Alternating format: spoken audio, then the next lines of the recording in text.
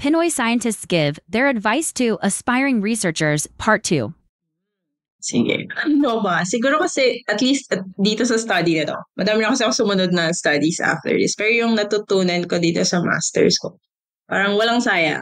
Ang dami kong times na parang gumagana ba ng maayos yung equipment? Error ba to? Or ganyan talaga yung signal, ganyan. So, kahit yung negative results and errors sa data sets, if you study them well, pwede siyang magamit to contribute to evaluating the method or thinking if it's applicable for that setting. Ayan. So at that time, so volcanic setting, proof namin may use naman siya. Pero yun, ang dami kong natutunan on handling people, ganyan. Pati pag yung stress na lahat ng nakuha mong stress sa fieldwork, sa mag-process ng data. Lahat kasi yon, pati yung setbacks, hindi ka makatuloy kasi pangit yung weather. It helps you gain that, lalo na pag geology siya na fieldwork.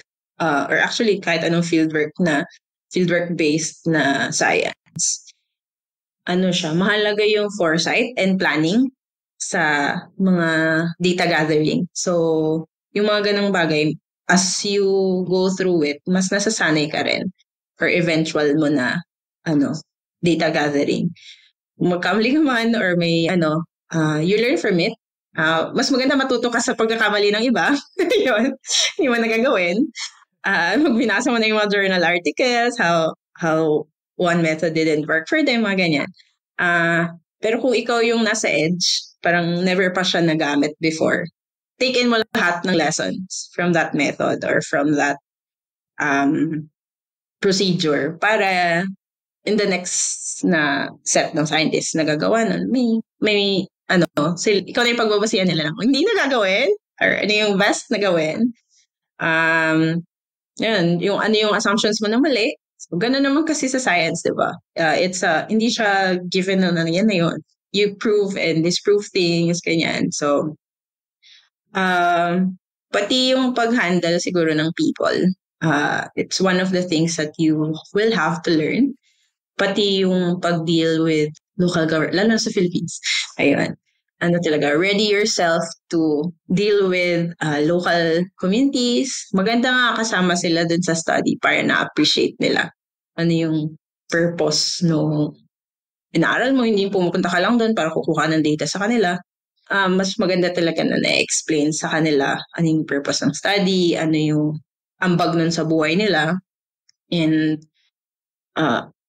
ayun, basta sabi kasi ni Sir Mahar nun, pag nag-research ka, parang pag masters, you learn how to ride the horse, ganyan. Tapos pag PhD, you take the horse to battle. Ganun. So ako, although hindi ko ginamit yung seismic reflection sa battle ko ng PhD kasi qualitative research na yan, I need to learn another skill to ride another horse, ganyan.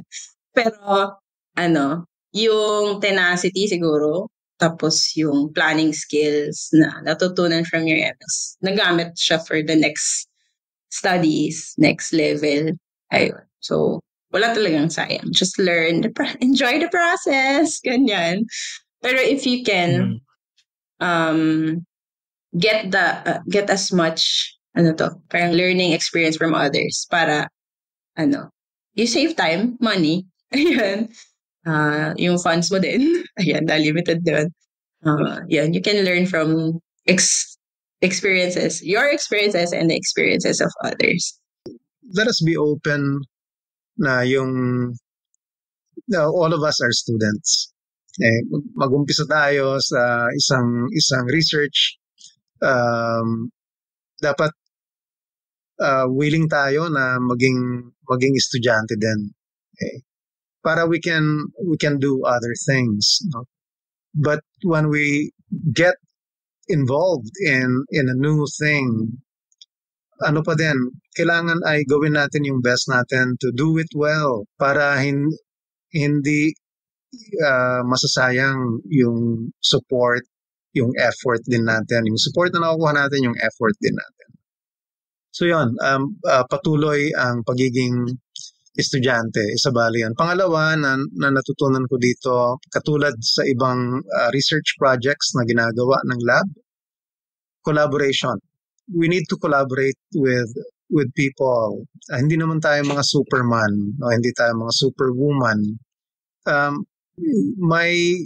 Let's stop people na who can do things well, and let them do it with us, no?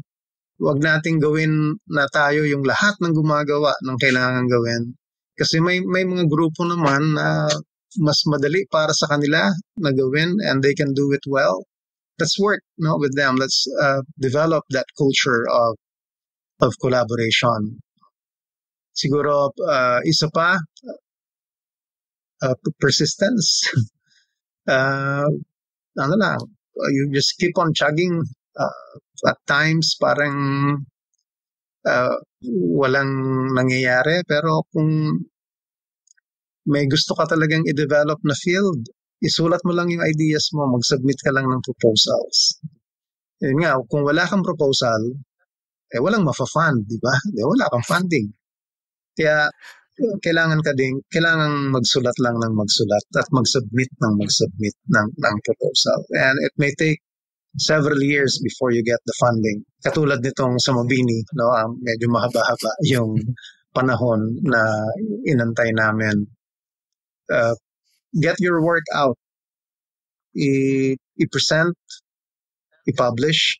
Then, sa position mo na natuto ka na, then help other researchers, no, para yung field mo ay ma-push forward.